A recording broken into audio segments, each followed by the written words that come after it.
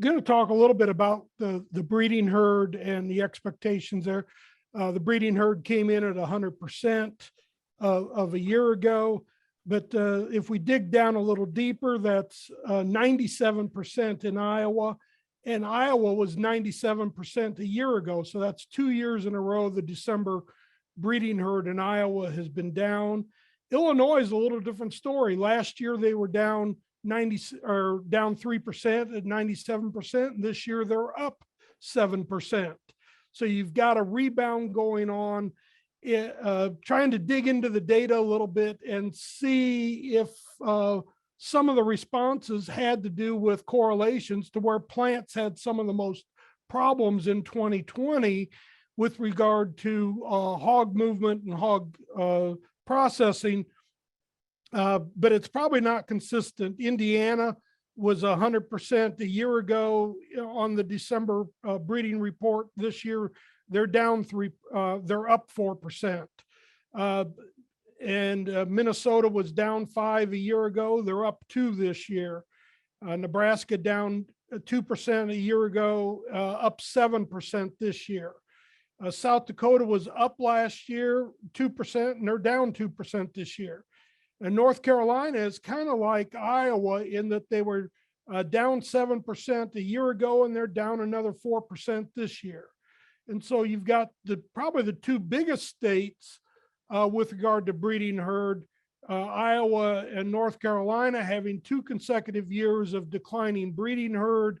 But you've got the second tier of states, the Illinois, Indiana, Minnesota, Nebraskas, that all are showing increases this year. And one of the questions that's in my mind is, are those states kind of leading where we're going to, with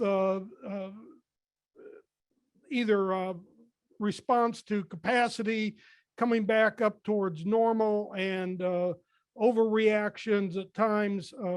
Oklahoma was also at 100% of a year ago.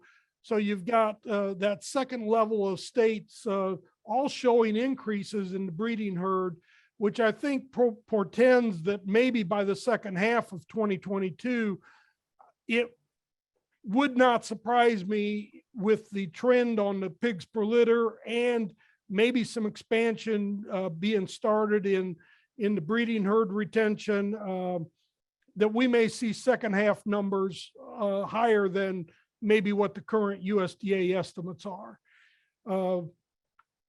When we look at, so it could be this tale of a kind of a switch, that the near-term report was definitely positive towards hog prices against expectations, and we're likely to get some strength.